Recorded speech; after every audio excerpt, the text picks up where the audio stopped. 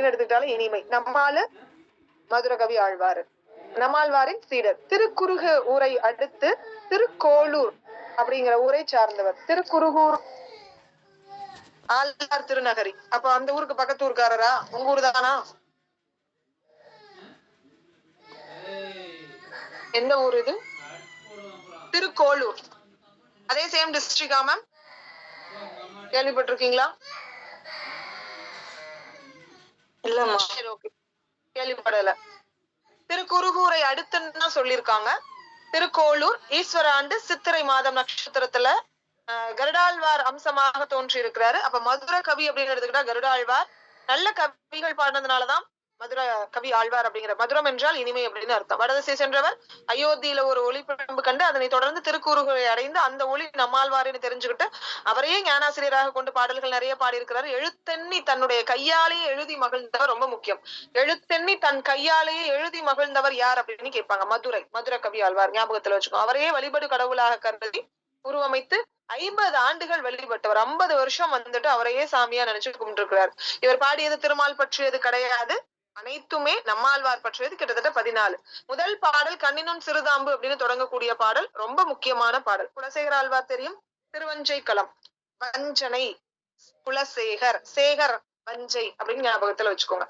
பல வருடம், அதாவது பல வருடம்னு சொல்லுவாங்க. ஒவ்வொரு வருடங்கள் சொல்றாங்களே, அந்த மாதிரி அது அவர் ஈஸ்வர வருடம், ஒரு பல வருடம். மாசி மாதம் புனர்பூஷ நட்சத்திரத்துல கௌத்துவமணி. குலசேகர ஆழ்வார் எந்த அம்சமாக பிறந்தவர் அப்படின்னு குலம், அதாவது இந்த அந்தனர் குலத்தை சார்ந்தவன் என்ன பண்ணுவான், கழுத்துல வந்துட்டு இது போட்டிருப்பான் இல்லையா, பூநூல் போட்டிருப்பான் இல்லையா, அது மாதிரி கௌத்துவமணி அம்சமாக பிறந்தவர். ஞாபகத்துல வச்சுக்கோங்க. அப்ப மதுர கவி ஆழ்வார் கருடாழ்வார் அம்சமாக பிறந்திருக்கிறார். திருமலிசை ஆழ்வார், திருமலிசை ஆழ்வாரின் வேறு பெயர் என்னது? சக்கரத்து ஆழ்வார். அப்புறம் சக்கரத்தின் அம்சமாக பிறந்திருக்கார். அவ்வளவுதான். அரியணை துறந்து வைணவ தொண்டராக மாறி இருக்கிறாரு. வடமொழியும் தென்மொழியிலையும் வல்லவர். ராமனிடத்தில் மிகுந்த அன்பு. சோ ராமாயண சொற்பொழிவுல ராமன் தன்னந்தனியாக அந்த தூதர்களை வந்துட்டு தூதர்களோடு சண்டை போட போறான உடனே இவர் கிளம்பிட்டாரு. அப்புறம் அவன் ஜெயிச்சுட்டான உடனே இவர் அமைதி ஆயிட்டாரு. ரொம்ப முக்கியமான கான்செப்ட். இவர் வந்துட்டு பாகவர்கள் கிட்ட பேரன்பு கொண்டவர்களாக இருந்திருக்கிறாரு. சோ ஒருத்தர் வந்துட்டு என்ன பண்ணிட்டாரு அப்படின்னா, அழுக்காறு கொண்டு ரத்னாபரணத்தை பாகவதர் திருடிட்டாரு அப்படின்னு சொல்ல, அதை நம்ப மறுத்து குடத்துல பாம்பு போட்டு, ஒருவேளை அவரு திருடி இருந்தா இந்த பாம்பு என்ன கடிக்கட்டும்னு உள்ள விடுறாரு, பாம்பு கடிக்கல. சோ தமிழ்ல அவர் எழுதுனது ரொம்ப முக்கியம். ஏன்னா இவருடைய நூல் வந்துட்டு நமக்கு பாடப்பகுதியில கொடுத்திருக்காங்க. பெருமாள் திருமொழி, வடமொழியில முகுந்த மாலை. திருவேங்கடமுடையானிடம் கண்ணபிரானிடமும் காந்தகு காதல் கொண்டு பாடியிருக்கிறார். திருவேங்கடம்னா திருப்பதி. திருப்பதியிலையும் கண்ணபிரான் கிட்டையும் நல்ல காதல் கொண்டு பாடியிருக்கிறாரு. வேங்கடத்துல படியாய் கடந்து மகிழ விரும்பி இருக்கிறாரு. இன்னைக்கும் அங்க இருக்கக்கூடிய படிகள் என்னவாக அழைக்கப்படுகிறது? குலசேகரன் படிகள் அப்படின்னு சொல்றாங்க. திருவரங்கத்துல 3ஆம் மதில அவர் கட்டி இருக்கிறாருன்னு சொல்லலாம். சோ திருவரங்கம்னாலே ஸ்ரீரங்கம். ஸ்ரீரங்கம் கோவிலுக்கு உண்டான மதில கட்ட போராடினவர் யாரு அப்படின்னா நம்ம திருமங்கை ஆழ்வார். 3ஆம் மதில கட்டினவர் யாரு? குலசேகர ஆழ்வார். 9ஆம் நூற்றாண்டு. தருதுயரம் தடாயே நுண் சரணல்லால் சரணில்லை விரைக்குளவு மலர்பொழில் சூழ் வித்துவ கோட்டு அம்மானே. வித்துவ கோட்டு அம்மானாலே கண்ண முடிட்டு நீங்க எழுதிருவீங்க. அரிசினத்தால் ஈன்றத்தாய் அகற்றிடனும் மற்றவள் தன் அருள் இணைந்தே அழும் குலவி அதுவே போன்று இருந்தேனே. இந்த பாடல் ரொம்ப முக்கியம். நமக்கு இந்த பாடல், நான் என்னதான் நீ என்ன குழந்தைய வந்துட்டு அம்மா அடிச்சு தள்ளி விட்டாலும் அந்த குழந்தை என்ன பண்ணும் அப்படின்னா தாயை தான் நோக்கி வரும். அதே மாதிரி நீ எனக்கு எட்டி உதைச்சாலும் சரி நான் உங்ககிட்ட தாண்டா வருவேன் அப்படின்னு சொல்லிட்டு பாடி இருக்கிறார். அவ்வளவுதான். கிட்டத்தட்ட பாத்தீங்கன்னா 10 பிரிவுகள் அப்படின்னு உங்களுக்கு தெரியும். கோழியர்கோன் குலசேகரன் சொன்ன அப்படின்னு சொல்லிட்டு இவருடைய ஒவ்வொரு பாடலிலும் முத்திரை பதித்து எழுதியிருக்கிறாரு. ரொம்ப முக்கியம். பெரியாழ்வாரை பத்தி நம்ம நாளைக்கு பார்ப்போம். அதனுடைய கண்டினியூட்டி. மொத்தம் 7 ஆழ்வார்கள் பத்தி படிச்சிருக்கோம். ஓகேவா? சரி. மதுர கவி ஆழ்வாரின் பாடல்களின் எண்ணிக்கை எத்தனை? 14 பாடல்கள். 14 பாடல்கள். கண்ணினும் சிறுதாம்பு என்று பாடியவர் யார்? மதுர கவி ஆழ்வார். சரி. நம்மாழ்வார் பாடின அந்தாதி யாது? பெரிய திருவந்தாதி. பெரிய திருவந்தாதி. Very good. திருமலிசை ஆழ்வார் பாடின அந்தாதியின் பெயர் என்ன? திருவந்தாதி. Okay, good. சொன்ன பைந்தமிழ் பின் சென்ற பச்சை பசுங்கொண்டலை அப்படின்னு சொன்னவர் யாரு? குமரகுருபரர். தன்னுள்ளேது உரைத்தெழும் அரங்கவென் தடங்கட.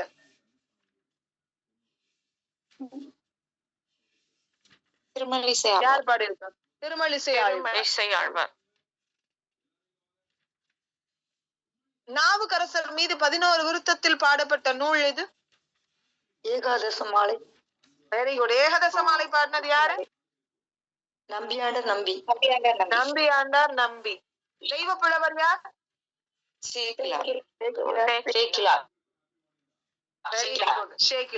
சேக்கிலார் யார்கிட்ட அமைச்சரா பணியாற்றினாரு?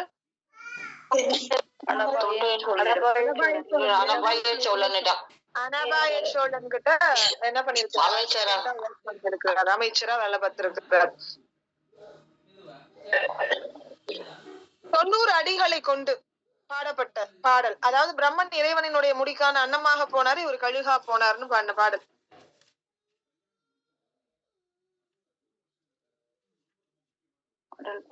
தொண்ணூறு அடிகள் பிரம்மன் இறைவனுடைய முடிக்கான அன்னமாக போனாரு, ஆனா அந்த அன்னத்துக்கு பதிலா கழுகா போனாருன்னு மாத்தி சொன்ன பாடல் இது. போற்றி கழிவென்பா. சரி, நெக்ஸ்ட். அதிர அடிகள் பாடின நூல் எது?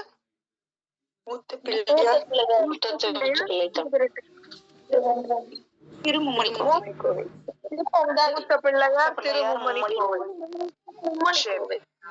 சிவபெருமான் திருவந்தாதி பாடினது யாரு?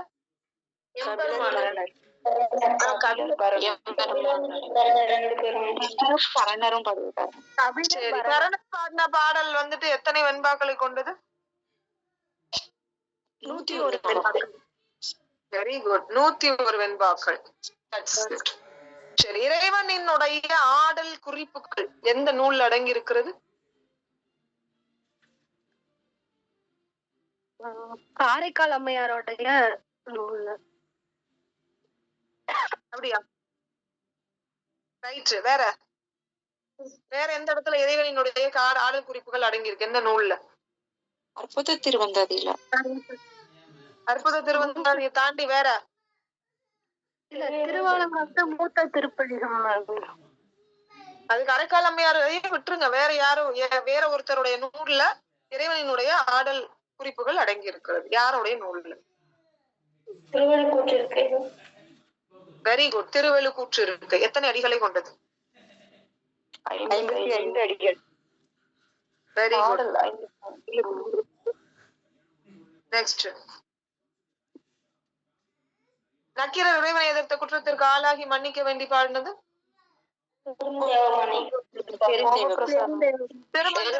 எந்த பாவகையால் பாடப்பட்டது? திருமந்திர செயல் எந்த பாவகையால் பாடப்பட்டது? கலிவிருத்தம். கலிவிருத்தம். சரி, ஓகே, குட். அவ்வளவுதான், முடிஞ்சு போச்சு. இப்ப சொல்லுங்க, பூதம் வந்துட்டு எதனுடைய அம்சமாக பிறந்திருக்கிறது? பூதம் பூதம்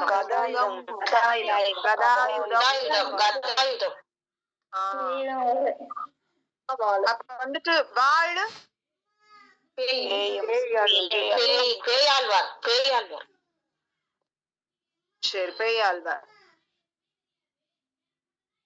ஓகே, நெக்ஸ்ட். இந்த தாமரை, குறுக்கத்தி, செவ்வள்ளி இந்த மலர்கள் அவதரித்தவர்கள்னு சொல்லுவாங்க.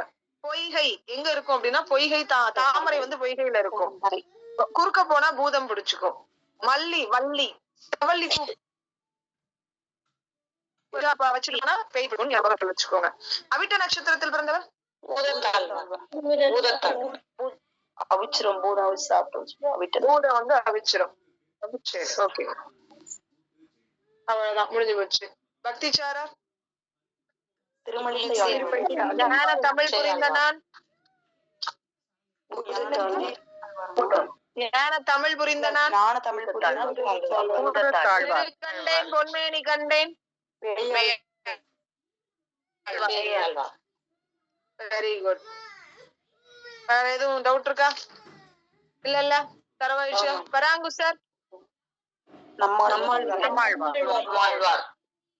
நம்மாழ்வார். வாய்க்கொண்டு மானிடம் பாட வந்த கவி அல்லே?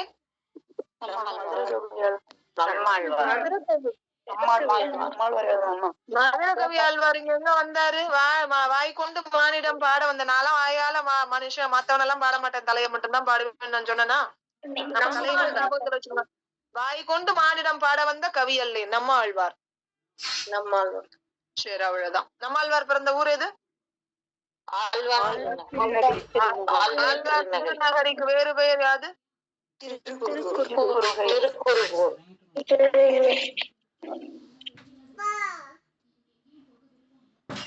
சரி, வெரி குட். அடுத்தது முடிஞ்சு போச்சு. அவ்வளவு வேற எதுவும் சொல்ற அளவுக்கு இதுல இல்ல. ஒரே ஒரு கொஸ்டின் மட்டும் கேட்டுறேன். மதுர கவி ஆழ்வார் பிறந்த ஊர் எது? திருக்கோளூர். திருக்கோளூர். மதுரை அப்படின்னாலே கோள் கொண்டு ஆட்சி செய்யக்கூடியது, அதனால கோளூர் அப்படின்னு ஞாபகத்துல வச்சுக்கோங்க. கௌதமணி அம்சம் அவ்வளவுதான், முடிஞ்சு போச்சு. வேடம் தமிழ் செய்த மாறன் இனிமேல் வந்துட்டு ஏதோ பக்தி இலக்கியத்துல ஓரளவு பேசிக் எல்லாம் முடிஞ்சு போச்சு. அடுத்தது வந்துட்டு அட்வான்ஸ் லெவலுக்குள்ளார அப்புறம் போய்க்குவோம். இப்ப சிற்றிலக்கியம் எடுத்துருங்க. சிற்றிலக்கிய செல்வங்கள் நாவி ஜெயராமன். சிற்றிலக்கிய செல்வங்கள் நாவி ஜெயராமன். புக் வச்சிருக்கீங்களா யாராவது? அப்படியே எல்லாத்தையும் ரீசெட் அடிச்சுட்டேன். யாராவது புக்கு PDF வச்சிருந்தீங்கன்னா அப்படியே கொஞ்சம் போட்டு விடுங்க குரூப்ல. நான் இதுல இருந்து போட்டு விடுங்க பொறுமையா. சாரி மேம், கிளாஸ்க்கு லேட்டா வந்து கொஞ்சம் ஹாஸ்பிடல் வேலையா போயிட்டேன். Okay okay ma'am, no problem, பிரச்சனை இல்ல. சரி, ஓகே. பாட்டியல் நூல்கள். சோ பாட்டியல் நூல்கள் அப்படின்னு எடுத்துக்கிட்டா பாட்டின் இயல்பை இலக்கண வரையறை செய்து விளக்கும் நூல் பாட்டியல். பாட்டு கூட்டல் இயல் அப்படின்னா என்ன அர்த்தம்? Thank you ma'am. சிற்றிலக்கிய செல்வங்கள் இதை நம்ம எழுதவே வேண்டாம், நானே டவுன்லோட் போட்டுறேன். பாட்டினுடைய இயல்பை இலக்கண வரையறை செய்து விளக்கக்கூடிய நூலை தான் நம்ம என்னன்னு சொல்லுவோம்? பாட்டியல் நூல்கள் அப்படின்னு சொல்லுவாங்க. சிற்றிலக்கியங்களினுடைய இலக்கணங்களை வரையறுத்து சொல்லக்கூடிய இந்த பாட்டியல் நூல்களினுடைய வேலையாக சொல்லப்படுது. ரொம்ப முக்கியமான கொஸ்டின். தமிழின் பழம்பெரும் இலக்கண பெருநூல் எது அப்படின்னு கேட்டா தொல்காப்பியம். தொல்காப்பியம்னு சொல்லி கேட்டா எத்தனை பெரும் பிரிவுகளாக பிரிக்கப்பட்டிருக்கிறது? எழுத்து, சொல், பொருள் அப்படின்னு சொல்லி 3 பெரும் பிரிவுகளை உடையது. இது தன்னுடைய பொருள் இலக்கணத்திலேயே யாப்பு, அணி என்ற இருவகை இலக்கணத்தையும் அடக்கி சொல்லக்கூடிய நூல். எந்த இடத்துல யாப்பு பத்தியும் அணி பத்தியும் தொல்காப்பியம் பொருள் அதிகாரம் சொல்லுது? யாப்பு பத்தி செய்யுளியல்லையும் சொல்றாங்க, உவமையல்லையும் சொல்லுது. எப்ப பார்த்தாலும் அது மட்டும் தான் எங்களுக்கு சந்தேகமா இருக்கு. வேற எதுவுமே எங்களுக்கு டவுட்டா இல்ல. இருக்கிறதுலே கஷ்டமான பாடம் எது? அந்த பாடம் மட்டும்தான், இல்லையா? அப்ப பாட்டியல் நூல்கள் என்றால் என்ன? பாட்டின் இயல்பை வரையறுத்து விளக்கக்கூடியது. பாட்டுனா இப்படித்தான் இருக்கணும் அப்படின்னா அந்த பாட்டினுடைய இயல்பை இலக்கண வரையறை செய்து விளக்கக்கூடிய நூல் யாது? பாட்டியல் நூல். ரொம்ப முக்கியம். சிற்றிலக்கியங்களினுடைய இலக்கணங்களை வரையறுத்து சொல்லக்கூடியது இந்த பாட்டியல் நூல்களினுடைய வேலை அப்படின்னு சொல்லுவாங்க. ரொம்ப முக்கியம். இதை தாண்டி தமிழினுடைய பழம்பெரும் இலக்கண நூல் யாது அப்படின்னு கேள்வி கேட்கலாம். தொல்காப்பியம். இது 3 பெரும் பிரிவுகளை கொண்டது. அதுல பொருள் அதிகாரத்துல யாப்பு பற்றியும் அணி பற்றியும் 2 வகை இலக்கணங்கள் சொல்லப்படுது. பிற்காலத்துல இந்த இலக்கண வகைகள் ஒவ்வொன்றையும் விரிவாக கூறக்கூடிய தனித்தனி சிறு இலக்கண நூல்கள் தோன்ற ஆரம்பிச்சிருச்சு. எழுத்து, சொல் ஆகியவற்றை விளக்கி நன்னூலும். அப்ப நன்னூல் 2 அதிகாரத்தை பத்தி மட்டும்தான் சொல்லியிருக்காங்க. ஒண்ணு எழுத்ததிகாரம், இன்னொன்னு சொல்லதிகாரம். இந்த 3ஐயும், எழுத்ததிகாரம், சொல்லதிகாரம், பொருளதிகாரம், இந்த 3ஐயும் விரிவா சொல்ல ஆரம்பிச்சுட்டாங்க நிறைய நூல்கள்ல. அந்த வகையில எழுத்த பத்தியும் சொல்ல பத்தியும் சொன்ன நூல் எது? நன்னூல் அப்படின்னு சொல்லுவாங்க. அதுக்கு அடுத்தது பொருளதிகாரம் 2 பிரிவாக இருக்கு. ஒண்ணு வந்துட்டு அகம் இருக்கும், இன்னொன்னு என்னது இருக்கு? புறம் அப்படின்னு 2 பிரிவா பிரிச்சிருக்காங்க. அதுல அகப்பொருள் இலக்கணத்தை பற்றி சொல்லக்கூடிய நூல் எது அப்படின்னா இறையனார் அகப்பொருள் மற்றும் நம்பி அகப்பொருள். இது 2ம் அகப்பொருள் இலக்கணத்தை பத்தி சொல்லுது. புறப்பொருள் இலக்கணத்தை பத்தி நமக்கு சொல்லக்கூடிய நூல் எது அப்படின்னா புறப்பொருள் வெண்பா மாலை. இந்த கொஸ்டின் ரொம்ப முக்கியம். சோ இந்த முறையில தொல்காப்பியத்துல பொருள் அதிகாரத்துல அடக்கி சொல்லப்பட்ட யாப்பு, அணி இது தனித்தனி இலக்கண வகைகளாக வளர்ச்சியுற்று யாப்பு இலக்கணத்தை எந்த நூல் சொல்லுது? யாப்பெருங்களம் மற்றும் யாப்பெருங்கள காரிகை அப்படிங்கிற 2 நூல் வந்துட்டு நமக்கு டீட்டெயில்டா சொல்லுது. ரொம்ப முக்கியம்.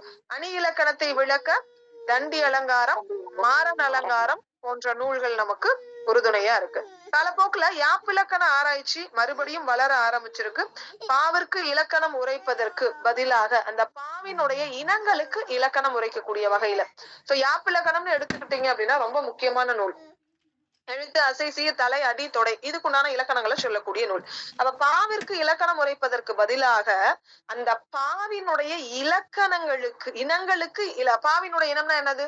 துறை, தாழிசை, இதுக்கு முன்னாடி நம்ம எல்லாமே எதுல படிச்சிருப்போம் அப்படின்னா 4 விஷயத்துல படிச்சிருப்போம். ஒண்ணு வந்துட்டு வெண்பா, ஆசிரியப்பா, கலிப்பா, வஞ்சிப்பா, மருட்பா இதுக்கு மட்டும் தான் இலக்கணம் படிச்சிருப்போம். காலப்போக்கில் அதுவே வளர்ச்சியுற்று அதனுடைய இனங்களுக்கும் இலக்கணம் சொல்லக்கூடிய வகையில ஆரம்பிச்சாச்சு. அதுதான் இந்த இடத்துல திருக்குறுகை பிரான் கவிராயர் இயற்றிய மாறன் பாப்பாவினம். அது ரொம்ப முக்கியமான கொஸ்டின். எப்படி கேள்வி வரும்? பாவிற்கு இலக்கணம் உரைப்பதற்கு பதிலாக பாவினுடைய இனங்களுக்கு இலக்கணம் உரைக்கக்கூடிய நூல் யாருன்னு கேள்வி கேட்கலாம். அல்லது பாவின் இலக்கணம் சொல்லக்கூடிய நூல் பின்வருவனவற்றுள் யாவை அப்படின்னு கேட்கலாம். மாறன் பாப்பாவினம். பாப்பாவினம். ஆனா இதுக்கு முன்னாடி நான் இத டீட்டெயில்டா படிக்கிறதுக்கு முன்னாடி பாப்பா பாப்பா அப்படின்னே படிச்சேன். பாப்பாவினம். அது என்ன பாப்பாவினம்? அது என்ன பாப்பாவினம்? இப்பதான் தெரியுது. பாவின் இனம் அதான் பாவினம் அப்படின்னு கொடுத்திருக்காங்க. மாறன் ரொம்ப முக்கியம். சோ எழுதினது யாரு? திருக்குறுகை பிரான். சோ மாறன் அப்படின்னு எடுத்துக்கிட்டாலே குறுன்னு பார்த்து அம்பு விடுவான். திருக்குறுகை பிரான் அப்படின்னு ஞாபகத்துல வச்சுங்க. குமரகுருபரரினுடைய செய்யுட்கோவை, பாமன் சுவாமிகள், பல்சந்த பரிமளம் இந்த நூல்கள் எல்லாமே இந்த மாறன் பாப்பாவினம் மாதிரி எதை சொல்லக்கூடியது? பாவின் இனங்களுக்கு இலக்கணம் சொல்லக்கூடிய நூல். குமரகுருபரரின் சிதம்பர செய்யுட்கோவை ரொம்ப முக்கியமான கொஸ்டின். பாமன் சுவாமிகளின் பல்சந்த பரிமளம். இந்த கொஸ்டின் பல்சந்த பரிமளத்தின் வேறு பெயர்? பல்சந்த மாலை தானே மேம்? பல்சந்த மாலை. என்ன நூல் அது? வச்சினதி மாலை. பல்சந்த மாலையின் வேறு பெயர் என்ன? பதிற்று பத்து அந்தாதி. பல்சந்த மாலை, பல்சந்த பரிமளம் அப்படின்னு சொல்லுவாங்க. பல்சந்த மாலை அல்லது பல்சந்த பரிமளம். சோ இந்த முறையில இது எழுதுறது. செய்யுட்கள்ல பயிலக்கூடிய வண்ணங்களை பற்றிய இலக்கணங்களை விளக்கி கூறக்கூடிய முறையில ரொம்ப முக்கியம் வண்ணங்கள். தொல்காப்பியர் குறிப்பிடக்கூடிய வண்ணங்கள் மொத்தம் எத்தனை? 20. தொல்காப்பியர் 20. சரி, 100 யார் சொல்லியிருக்கா? யாப்பிலக்கணத்தார். ரொம்ப முக்கியம். சோ வண்ணவியல் அது அந்த வண்ணங்களை பொறுத்த வரைக்கும் அந்த வண்ணங்கள் பற்றிய இலக்கணங்களை விளக்கி சொல்லக்கூடிய முறையில எழுதினவர் யார் அப்படின்னா தண்டபாணி சுவாமிகளினுடைய வண்ணவியல் அப்படிங்கிற ஒரு நூல் ரொம்ப முக்கியம். சோ இதை தாண்டி யாப்பாராய்ச்சியினுடைய வளர்ச்சி நிலையில பிறந்ததுதான். இப்ப யாப்பு எழுத்து, சொல், பொருள், யாப்பு, அணியை பத்தி சொல்லல, யாப்போடய நிறுத்திட்டாங்க. பிகாஸ் நமக்கு யாப்பு தான் தேவை. யாப்போட ஒரு பார்ட் தான் எது அப்படின்னா இந்த பாட்டியல் நூல்கள். அப்ப யாப்பு ஆராய்ச்சியினுடைய அடுத்த கட்ட வளர்ச்சியை தான் பாட்டியல் அப்படின்னு சொல்லுவாங்க. அது ஒரு புது வகை இலக்கணமாக உருவானுச்சு. அந்த பாட்டியல் நூல்கள்ல காணக்கூடிய பொருள் அமைதி 2. 1 பாட்டில் பயிலக்கூடிய எழுத்துகளுக்கும் சீர்களுக்கும் ஜாதி, கணம், நட்சத்திரம் முதலியவற்றையும் வகுத்து கொண்டு பொருத்தம் சொல்லக்கூடியது ஒரு பகுதி. ரொம்ப முக்கியம். அடுத்தது தமிழ்ல வழங்கக்கூடிய சிற்றிலக்கிய வகைகளுக்கு இலக்கணம் சொல்லக்கூடியது இன்னொரு பகுதி. முதல்ல எந்த பகுதியா சொல்றாங்க? எழுத்துக்களுக்கும் சீர்களுக்கும் ஜாதி, கணம், நட்சத்திரம் முதலியவற்றை வகுத்து கொண்டு பொருத்தம் சொல்லக்கூடியது பாட்டியல் நூல்களின் பொருத்தம் அப்படின்னு சொல்லுவாங்க. 10 பொருத்தமும் பக்காவா இருக்கான்னு பாக்குறதுக்கு பேரு முதல் வகை. 2வது வகை என்ன சொல்லலாம்? சிற்றிலக்கியங்களுக்கு இலக்கணம் சொல்லக்கூடியது. அப்ப ஒரு பாட்டியல் நூல்கள்லாம் பேசிக்கா எத்தனை இலக்கணங்களை சொல்லக்கூடியது? இதெல்லாம் பேசிக்ல இருந்து நீங்க தெரிஞ்சுக்கணும். 2 விஷயங்களை சொல்லும். 1 பொருத்தம், இன்னொன்னு சிற்றிலக்கியத்தின் வகை. சிற்றிலக்கிய வகைகளுக்கு இலக்கணம் அப்படின்னு சொல்லலாம். 2 வகை. இதுல ஏதாவது சந்தேகங்கள் இருக்கா? சரி, அப்ப ஃபர்ஸ்ட் நம்ம என்ன பார்த்தோம்? பாட்டினுடைய இயல்பை, பாட்டு கூட்டல் இயல். அப்ப அந்த பாட்டினுடைய இயல்பை இலக்கணப்படி சொல்லக்கூடியதற்கு பெயர் தான் பாட்டின் இயல்பினை இலக்கண முறைப்படி சொல்லக்கூடியதன் பெயர் என்னது? பாட்டியல். சோ இதெல்லாம் அழகா போயிட்டு எங்கனாவது நீங்க கிளாஸ் எடுக்கிற மாதிரி இருந்தா கூட பாட்டியல் அப்படின்னு எக்ஸ்பிளைன் பண்ணீங்கன்னா போர்டுல எழுதி போட்டீங்கன்னா ஜம்முன்னு டிஎன்பிஎஸ்சி ஸ்டடி சென்டருக்கு எல்லாம் போனீங்கன்னா ஜம்முன்னு எடுத்துக்கலாம். இது கொஞ்சம் சம்திங் டிஃபரெண்டான கொஸ்டின் அப்படின்னு சொல்லிட்டு. சோ பாட்டியல் நூல் தமிழினுடைய பழம்பெரும் இலக்கண நூல் தொல்காப்பியம். அதுல இருந்துதான் எல்லா நூலும் உருவாச்சு. சோ தொல்காப்பியத்துல எழுத்து சொல்ல பேஸ் பண்ணி உருவான நூல் எது? நன்னூல். சோ பொருளை பேஸ் பண்ணி எழுந்தது. பொருளை 2 பார்ட்டா பிரிக்கலாம். ஒன்னு என்னது? அகம். இன்னொன்னு என்னது? புறம். அகத்தை பேஸ் பண்ணி எழுதின நூல் எது? நம்பியகப்பொருள் மற்றும் இறையனார் அகப்பொருள். புறப்பொருள் புறத்தை பேஸ் பண்ணி எழுந்த நூல் புறப்பொருள். இலக்கணம். அதுக்கடுத்து யாப்பு அணி. சோ அணியை பத்தி நமக்கு தேவையில்ல. யாப்பு பேஸ் பண்ணி யாப்பருங்கலம் மற்றும் யாப்பருங்கல காரிகை. அணி அப்படின்னு எடுத்துக்கிட்டா தண்டி அலங்காரம், மாறன் அலங்காரம் உள்ளிட்ட நூல்கள். இப்ப வந்து யாப்பு அப்படின்னு எடுத்துக்கிட்டா யாப்பினுடைய அடுத்த பார்ட் அப்படின்னா யாப்பினுடைய வகை, அதுக்கப்புறம் அதனுடைய இனம். சோ இனத்தை பத்தி எழுந்த நூல் அப்படின்னு எடுத்துக்கிட்டா மொத்தம் 3. யார் 3 நூல் எழுதியிருக்கா? மாறன் பாப்பாவினம் எழுதினது யாரு? திருக்குறுகை பிரான் பிள்ளை கவிராயர். அடுத்தது குமரகுருபரனுடைய சிதம்பர செய்யுட்கோவை. இது இந்த இடத்துல மட்டும் கேட்க மாட்டேன், குமரகுருபரரை படிக்கும் போது இந்த கேள்வியை நான் கேட்பேன். சோ கம்ப்ளீட்டா இந்த இடத்துல ஸ்ட்ராங் பண்ணிக்கணும். பாம்பன் சுவாமிகளை கேட்கும் போது இந்த கேள்வியை நான் கேட்பேன். பாம்பன் சுவாமிகளினுடைய பல் சந்த பரிமளம், இதெல்லாம் ரொம்ப முக்கியமான நூல். அதே மாதிரி வண்ணங்கள் பற்றி தண்டபாணி சுவாமிகள். வண்ணம்னாலே வண்ணமா தண்டபாணி சுவாமிகள் நம்ம கிட்ட பேசுவார் அப்படின்னு ஞாபகத்துல வச்சுக்கோங்க. அப்ப அடுத்த ஸ்டேஜ் தான் வந்துட்டு யாப்பாராய்ச்சியின் அடுத்த ஸ்டேஜ் தான் பாட்டியல். பாட்டியல் எத்தனை பார்ட்டா பிரிக்கலாம்? 2 பார்ட்டா பிரிக்கலாம். ஃபர்ஸ்ட் பார்ட் பத்தி சொல்லுவாங்க. செகண்ட் பார்ட் சிற்றிலக்கியத்தின் இலக்கணம். முடிஞ்சு போச்சு. பொருத்தம்னா என்ன சொல்லலாம்?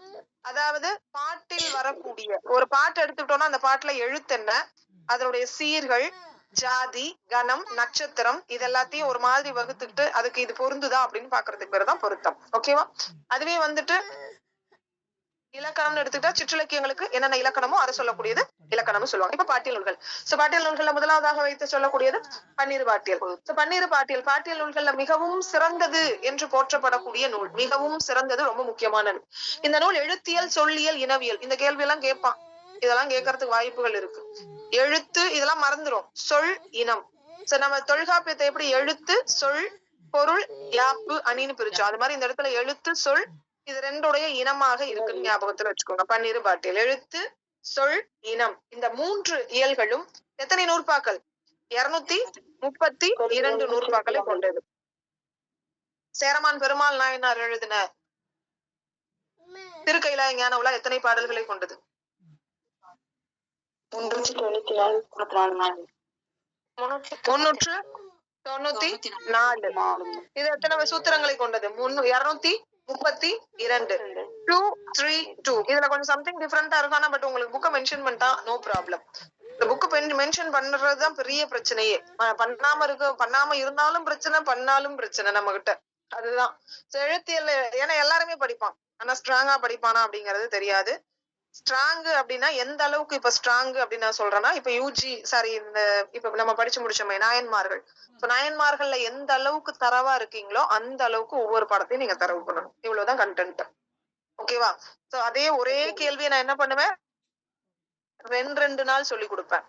இப்பையில இருந்தே பேசிக்ல இருந்தே நீங்க அப்படியே மனப்பாடம் பண்ணி ஸ்டில் அது வரைக்குமே அப்புறம் திருப்பி கேட்க ஆட்டோமேட்டிக்கா உங்களுக்கு என்ன பண்ணிரும், மைண்ட்ல போய் ஸ்டோரேஜ் ஆயிரும். சேம் உங்களுக்கு இந்த கண்டென்ட் எப்படி அப்படின்னா விளம்பரம் மாதிரிதான். புடியுதோ புடிக்கலையோ விளம்பரத்தை கேட்டே ஆகணும், அது மனசுல பதிஞ்சே ஆகணும். அவ்வளவுதான் கான்செப்ட். சரி, 232 பாடல்களை கொண்டது யாது? பன்னிரு பாட்டியல். சோ பன்னிரு பாட்டியல் எடுத்துக்கிட்டா எழுத்து, சொல், இனம் அப்படின்னு 3 பெரும் பிரிவுகள். சோ எழுத்தியல்ல எழுத்துக்களினுடைய பிறப்பு.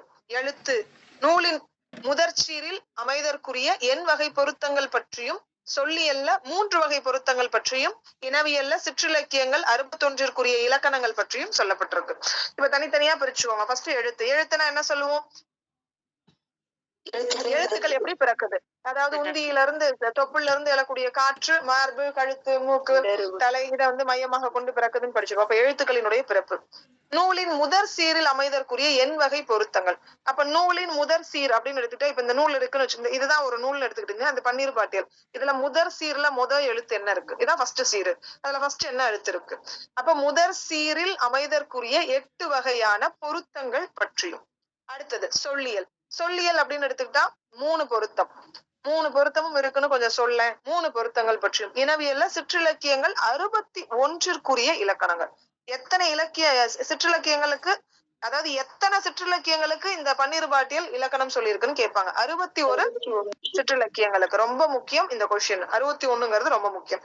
இந்த நூலினுடைய ஆசிரியர் யார் அப்படிங்கிறது நமக்கு தெரியல. சோ இந்த நூல் எந்த காலத்துல எழுந்தது அப்படின்னு சொல்லிட்டு தெளிவான வரையறையும் நமக்கு இருக்கலாம். இல்ல இருந்தாலுமே இந்த நூலாசிரியர் 12ஆம் நூற்றாண்டிற்கு முற்பட்ட காலத்துல வாழ்ந்தவராக இருந்திருக்கலாம். நூலுக்கு இடையிலேயே பொய்கையார், பரணர், இந்திரகாளியர், அபிநயனார், அகத்தியர், கல்லாடனார், கபிழர், சேந்தம்பூதனார், கோவூர்கிழார், மாபூதனார், சீத்தழையார், இதை தாண்டி பழுகாயனார், பெருங்குன்றூர் கிழார், இந்த மாதிரி புலவர் பெருமக்களினுடைய சூத்திரங்களாக நிறைய செய்யுட்கள் ஆசிரியராலேயே மேற்கோள் காட்டப்பட்டிருக்கு.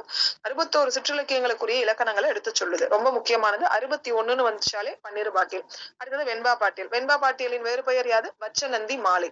வெண்பா நந்தி ஞாபகத்துல வச்சுக்கோங்க. வெண்பா சீரியல்ல வர வெண்பாவை ஞாபகத்துல வச்சுங்க. அந்த மூஞ்ச நம்மளால மறக்கவே முடியாது. அது வேற அப்பப்ப சிரிச்சுட்டே நிற்கும். வெண்பா வச்சநந்தி மாலை. சோ வெண்பா பாட்டியலை வச்சநந்தி மாலைனும் சொல்லலாம். இந்த நூல் ஆசிரியர் யார் அப்படின்னா குணவீர பண்டிதர். இதை அங்கேயே படிச்சுட்டு வந்திருப்போம். இலக்கிய பேசிக்கா நம்ம படிச்சுட்டு வந்திருக்கோம். ஞாபகம் இருக்கா? சரி, இல்லைனாலும் ஞாபகப்படுத்திக்கோங்க. குணவீர பண்டிதர் தன்னுடைய ஆசிரியரான வச்சநந்தி தேவர் ஆசிரியர் பெயரால இந்த நூல் எழுதி இருக்கிறாரு. நேமிநாதம் அப்படிங்கிற மற்றொரு இலக்கண நூலையும் இந்த நூலாசிரியர் தான் என்ன பண்ணிருக்கிறார், செஞ்சிருக்கிறார். இந்த நேமிநாதமும் சமண சமய இலக்கியமாக படிச்சிருப்போம். குணவீர பண்டிதர் வச்சநந்தி மாலையும் நம்ம படிச்சிருப்போம். வச்சநந்தி மாலை நம்ம சிற்றிலக்கியங்கள்ல படிச்சிருப்போம். ஓகேவா? 2ஆம் குலோத்துங்க சோழன் காலத்துல இந்த புலவர் வாழ்ந்தவராதல் வேண்டும் அப்படின்னு சொல்லுவாங்க. எனவே இவர் இயற்றிய இந்த நூல் 12ஆம் நூற்றாண்டை சேர்ந்ததாக கொள்ளப்படுகிறது. அப்ப யாருடைய காலம்? 2ஆம் குலோத்துங்க சோழன் காலம். 2ஆம் குலோத்துங்க சோழன் காலம் வேற யாங்க? இந்த 2ஆம் குலோத்துங்க சோழனை படிச்சோம். அனபாய சோழன் 2ஆம் குலோத்துங்க. அனபாய சோழனை 2ஆம் குலோத்துங்க சோழன். ஒட்டக்கூத்தரா? சேக்கிலாரா ஒட்டக்கூத்தரா?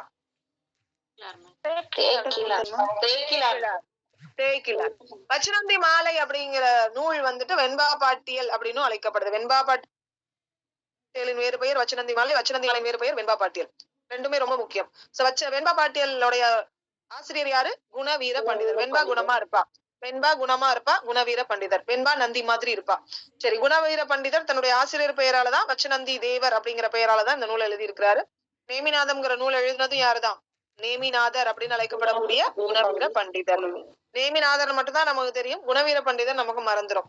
2ஆம் குலோத்துங்க சோழன் காலத்தில் இந்த புலவர் வாழ்ந்ததாக இருக்கிறது. இந்த நூலினுடைய காலம் 12ஆம் நூற்றாண்டு. அடுத்து இந்த நூல் பாயிர வரையில் ரொம்ப முக்கியம். இது எந்த நூல் வலித்தோவெனின் இந்திர காளி என்னும் பாட்டியல் மரபின் வலித்து அப்படின்னு சொல்லப்படுது. இது எல்லாமே உங்களுக்கு சமண சமய நூல்கள்ல இதை டிட்டோவா அப்படியே கொடுத்திருக்காங்க.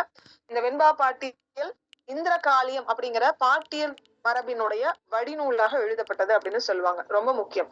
அப்ப இந்திர காளியம் அப்படிங்கிறது இதனுடைய முதல் நூல். இந்த நூல்ல 55 இலக்கியங்களுக்குரிய இலக்கணங்கள் சொல்லப்பட்டிருக்கு. நூல்ல மொழியியல், செய்யுளியல், பொதுவியல் அப்படிங்கிற 3 வகை பிரிவுகளும் 100 வெண்பாக்களும் இருக்கு. வெண்பா 100% வெயிட் லாஸ் பண்ணிருக்கா. வெண்பா 100. நூலில் மொழியியல், செய்யுளியல், பொதுவியல். இதுல பாருங்க, வெண்பா நல்ல மொழி பேசுவா, மொழியியல். அடுத்தது செய்யுள் பாட அளவுக்கு அவ மொழி இப்ப செய்யுள் பாடுற அளவுக்கு வருது. மொழியியல், செய்யுளியல், இன்னொன்னு என்னது? பொதுவியல். அந்த இடத்துல என்ன படிச்சோம்? எழுத்தியல், சொல்லியல், வினவியல். இந்த இடத்துல மொழியியல், அதுக்கு அடுத்தது செய்யுளியல், பொதுவியல் அப்படின்னு சொல்லிட்டு 3 பகுதிகளை கொண்டது. இந்த கொஸ்டின் எல்லாமே ரொம்ப முக்கியம். இந்த பிரிச்சு இந்த 3ஐயும் சேர்த்து பிரிச்சு சொல்றாங்கல்ல, இது எல்லாமே உங்களுக்கு எதுல கேட்பாங்க அப்படின்னா யூஜிசி நெட்ல கேட்கலாம். நெட்ல கேட்கக்கூடிய பெருவாரியான கேள்விகள் இவ்வாறு தான் இருக்கும். ஞாபகத்துல வச்சுக்கோங்க. அதே மாதிரி சிற்றிலக்கிய வகை எத்தனை இது சொல்லுது? 55. 55. இந்த 55 வேற எங்க படிச்சிருக்கோம்? 55 அடிகளை கொண்டது திருவெளும்பூர் இருக்கை. 55 அது காரு, இது தேரு அப்படின்னு சொன்னேன். அதே 55 வெண்பா. வெண்பாவுடைய காரும் தேரும். வெண்பாவுடைய கார் நம்பரும் 5555 அப்படின்னு ஞாபகத்தை வச்சுக்கோங்க. நவநீத பாட்டியல். நவநீத பாட்டியல் அப்படின்னு எடுத்துக்கிட்டாலே நவநீத நாடானார் அப்படின்னு சொல்லுவாங்க. நூலாசிரியர் காலம் 14ஆம் நூற்றாண்டு. மிகை செய்யுட்களாக இந்த நூல்ல குறிப்பிடப்பட்டுள்ள 27 செய்யுட்களை நீக்கிவிட்டால் மிகுந்துள்ள செய்யுட்களின் 44 பிரபந்தங்களுக்குரிய இலக்கணமே இந்த நூல்ல சொல்லப்பட்டிருக்கு. அப்ப மிகை செய்யுட்களாக இந்த நூல்ல இருக்கிறத நீக்கிட்டு மிச்சம் பேலன்ஸ் 27 செய்யுட்கள் மிகை செய்யுட்கள். அப்ப பேலன்ஸா இருக்கிறது வெறுமனே 44 தான். அப்ப 44. 55 வெண்பா. நவநீதம் 40. நவம் 4. நா அப்படி ஞாபகத்துல வச்சுக்கோங்க. அவரு பன்னிரு பாட்டியல் 61. ஓகேவா? எழுதுனது யாரு? நவநீதம். இதெல்லாம் உங்களுக்கு தெரியும். 14ஆம் நூற்றாண்டு பெருவாரியாக கேட்கப்படுது. அதனால நூற்றாண்டையும் சேர்த்துக்கோங்க. நவநீதம் 14. அப்ப நா அதுலயுமே வருது. அதனால உங்களுக்கு டவுட் கிடையாது. 27 அதை மட்டும் ஞாபகத்துல வச்சுக்கோங்க. அடுத்தது சிதம்பர பாட்டியல். இந்த நூல் பரஞ்சோதி முனிவரால் பாடப்பட்டது. நூலாசிரியர் காலம் கிபி 16ஆம் நூற்றாண்டு அப்படின்னு சொல்லுவாங்க. அகத்தியர் பாட்டியல் என்னும் நூலினுடைய வழிநூல். அப்ப ஏற்கனவே இந்திரகாளிய பாட்டியலினுடைய வழிநூலாக எழுந்த நூல் வந்துட்டு வெண்பா. காளி மாதிரி இந்த வெண்பா சுத்திக்கிட்டு அலைவா. சிதம்பரம் அப்படின்னு எடுத்துக்கிட்டாலே அகத்தியர். அகத்தியர் பாட்டியல் என்னும் நூலினுடைய வழிநூல் அப்படின்னு சொல்லுவாங்க. இந்த நூற்பாயிரத்தால நமக்கு இந்த விஷயம் தெரியுது. உறுப்பியல், செய்யுளியல், ஒலிபியல், பொருத்தவியல், மரபியல். இந்த நூல் இந்த இதெல்லாம் வந்துட்டு ஒரு தடவை படிச்சாலும் மைண்ட்ல நிக்காது. 100% சொல்றேன். சோ மினிமம் ஒரு 10 முறைனாவது இத ஒரு 5 தடவை காதுலயும் ஒரு 5 தடவை நீங்க படிச்சோ வச்சா மட்டும்தான் ஃபிங்கர் டிப்ல உங்களால கொண்டு போக முடியும். சரிங்களா? இந்த புக் முடியற வரைக்கும் இதை நான் ரெப்பிட்டேட்டிவா நான் உங்களுக்கு சொல்லிக்கிட்டே இருப்பேன். இந்த உறுப்பியல், செய்யுளியல், ஒலிபியல், பொருத்தவியல், மரபியல் இந்த மாதிரியான கான்செப்ட் எல்லாமே. அப்ப பரஞ்சோதி முனிவரால் பாடப்பட்டது சிதம்பர பாட்டியல். காலம் 16.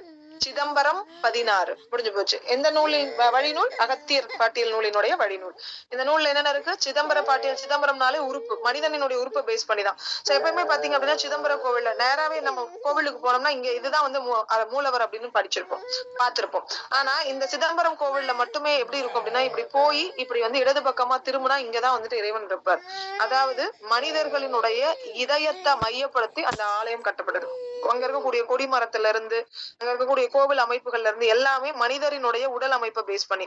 அப்போ இந்த இடத்துல உறுப்பியல் அப்படின்னு ஞாபகத்துல வச்சுக்கோங்க. சிதம்பரம்னாலே உறுப்பை பேஸ் பண்ணிதான் கோவில் கட்டியிருக்காங்க. அப்ப உறுப்பியல். அடுத்தது என்னது? செய்யுளியல், அதுக்கப்புறம் ஒலிபியல், பொருத்தவியல், மரபியல். உறுப்பு, செய்யுள், பொருத்தம், மரபு. 5 பகுதிகள். 47 செய்யுட்கள் ரொம்ப முக்கியம். 63 சிற்றிலக்கியங்களுக்குரிய இலக்கணங்களை இதுல சொல்லியிருக்காங்க. 63 நாயன்மார்கள், 63 சிற்றிலக்கியங்கள். செய்யுட்கள் 47. 44 சிற்றிலக்கியங்களுக்கு உண்டான இலக்கணம் சொன்ன நூல் எது? நவநீத பாட்டியல். 55 வெண்பா பாட்டியல். 61 பன்னீர் பாட்டியல். ஓகேவா? சரி, அடுத்த கொஸ்டின். இலக்கண விளக்க பாட்டியல். இலக்கண விளக்கம் அப்படிங்கிற இந்த நூல் 5 இலக்கணங்களையும் சொல்லக்கூடிய நூல். இந்த கொஸ்டின் ரொம்ப முக்கியம். இலக்கண விளக்கம். விளக்கம்னாலே வைத்தியநாத தேசிகர் உங்களுக்கு தெரியும். அப்ப 5 இலக்கணங்களையும் உணர்த்தக்கூடிய முறையில எழுதப்பட்டது இந்த நூலை குட்டி தொல்காப்பியம் அப்படின்னு சொல்லுவாங்க. இலக்கண விளக்க நூலின் ஆசிரியர் யாரு? வைத்தியநாத தேசிகர்.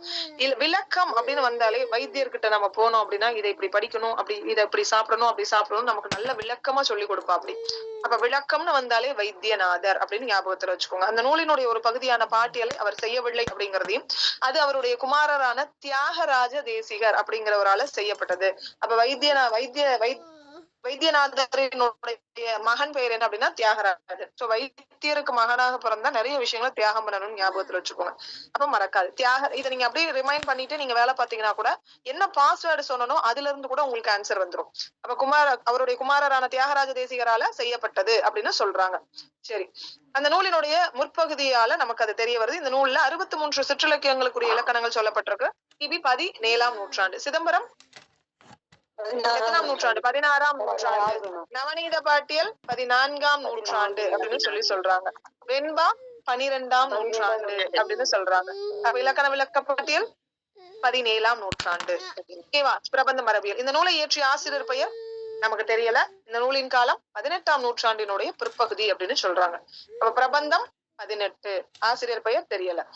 நூலின் கையெழுத்து பிரதி சென்னை அரசியலார் ஓலைச்சுவடி நூலகத்துல இருக்கு. 96 வகை சிற்றிலக்கியங்களுக்குரிய இலக்கணங்களை இதுல நமக்கு தெரியுது.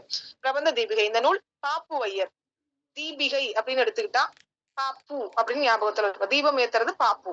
இந்த நூல் பாப்புவையர் அப்படிங்கிற முத்து வெங்கட சுப்பையரால எழுதப்பட்டது. பிரபந்த தீபிகை, முத்து வெங்கட சுப்பையர், இதெல்லாமே உங்களுக்கு இலக்கிய வரலாறுல பேசிக்கா இருக்கு. நூல் முற்றிலும் கிடைக்கல. 25 முழு செய்யுட்களும் ஒரு அரை செயல் மட்டும்தான் இதுவரை நமக்கு கிடைச்சிருக்கு. இதுல 75 சிற்றிலக்கியங்களுக்குரிய இலக்கணங்கள் சொல்லப்பட்டிருக்கு. அப்ப எத்தனை? பிரபந்த தீபிகை 75, பாப்புவையர் வயசானவர் அதனால 75 ஞாபகத்துல வச்சுக்கோங்க. இருந்தாலும் இந்த நூல் 96 வகை சிற்றிலக்கியங்களுக்கும் இலக்கணம் சொல்லி எழுந்தது என்பதனை நூலினுடைய முதற் செயலால நம்மளால தெரிஞ்சுக்க முடியுது. அந்த நூலாசிரியரின் தந்தையார் பெயர் பெரிய சாமாவையர். பாப்புவையர், சாமா ஐயர். நூலின் காலம் கிபி 19ஆம் நூற்றாண்டு அப்படின்னும் நமக்கு தெரியுது. இந்த நூல் செந்தமிழ்ல 17ஆம் நூற்றாண்டுல வெளியிடப்பட்டது அப்படின்னு சொல்றாங்க. இப்ப இந்த பாட்டியல் நூல்களை தாண்டி வேற என்னென்ன இருக்கு? வெண்பா பாட்டியல் பாயிர உரையால இந்திரகாளியர் பாட்டியல் அப்படிங்கிற ஒரு நூல் இருந்ததையும், சிதம்பர பாட்டியல் பாயிர செயலால அகத்தியர் பாட்டியல் அப்படிங்கிற ஒரு நூல் இருந்ததையும் டாக்டர் உவேசா அவர்களினுடைய குறிப்புல இருந்து தாத்தாத்ரேய பாட்டியல், அதுக்கப்புறம் வாருண பாட்டியல் அப்படிங்கிற பாட்டியல் நூல்கள் இருந்ததையும் நம்மளால தெரிஞ்சுக்க முடியுது. மேலும் தொல்காப்பியம் சொல்லதிகாரத்துல நச்சினார்க்கினியரினுடைய மேற்கோள் குறிப்புல பரணரது பாட்டியல் அப்படிங்கிற பெயரையும், பேராசிரியர் உரையில பாட்டியல் மரபு அப்படிங்கிற பெயரையும் நம்மளால என்ன பண்ண முடியுது? தெரிஞ்சுக்க முடியுது. இதை தாண்டி தாத்தாத்ரேய பாட்டியல், வாருண பாட்டியல், பண்டார பாட்டியல், மாமூலர் பாட்டியல், இந்த மாதிரி நிறைய பாட்டியல் நூல்கள் இருக்கு. பொருத்தங்களை மட்டுமே உரைக்கக்கூடிய வகையில கட்டளை கலித்துறையால என்ற 10 செய்யுட்களை உடைய வரையறுத்த பாட்டியல் அப்படிங்கிற நூல் ஒன்றும் இருக்கு. ரொம்ப முக்கியம். பொருத்தம் சிற்றிலக்கியங்களின் வகை, பொருத்தங்களை மட்டும் சொல்லுது, சிற்றிலக்கியங்களின் வகைகளை சொல்லாத நூல் இது வரையறுத்த பாட்டியல். இந்த கொஸ்டின் டைரக்டா உங்களுக்கு டேவிடால இருக்கு. தொன்னூல் விளக்கம், முத்து வீரியம் ஆகியவற்றிற்குள்ளாரையுமே பாட்டியல் பற்றிய செய்திகள் குறிப்பிடப்பட்டிருக்கு. அப்ப பேசிக்கா பாட்டியல்னா என்னங்கிறது தெரிஞ்சுச்சு. ஒரு மினிமம் நாளைக்கு இதே பாயிண்ட 4 முறை படிச்சுட்டு வாங்க. இதே விஷயங்களை நாளைக்கு திருப்பி ரிப்பீட் பண்ணிட்டு அதுக்கப்புறம் தான் நான் என்ன பண்ணுவேன், அடுத்த டாபிக்கே போவேன். ஓகேவா? ஒவ்வொரு கொஸ்டினும் இனிமேல திருப்பி திருப்பி ரிப்பீட்டேட்டிவா சொல்லியே படும். ஏதாவது டவுட் இருக்கா? சரி, நாளைக்கு படிச்சுட்டு வந்துருங்க. இந்த மொத்தமா முடிச்சுட்டு திருப்பி இன்னும் ஒரு ரீகால் டெஸ்ட் வச்சுக்கலாம். அப்ப கண்டிப்பா உங்களுக்கு 50 out of 50 எல்லாருமே எடுப்பீங்க. நான் என்ன டாபிக் கொடுத்தனோ அந்த டாபிக் வரைக்கும் நீங்க என்ன ஃபாலோ பண்ணுங்க. முடிச்சுட்டு நான் அதே மாதிரி டெஸ்ட் வைக்கிறேன். அதே டெஸ்ட் அட்டன் பண்ணுங்க. 100% எல்லாத்தாலையும் 48 to 50 மார்க் எடுக்க முடியும். செக் பண்ணி பாத்துக்கோங்க. ஒழுங்கா ஃபாலோ பண்ணா. ஓகேவா? ஓகேமா. டவுட் இருக்கா? ஓகேமா, தேங்க்யூ. சோ ஏதாவது இல்ல ஒரே விஷயத்த திருப்பி திருப்பி ரிப்பீட்டேட்டிவா சொல்ல வேண்டாம் அப்படின்னு சொன்னாலுமே அந்த சஜஷன் சொல்லுங்க. நோ இஷ்யூஸ், அதுபடி நம்ம பண்ணிக்கலாம். ஓகேங்களா?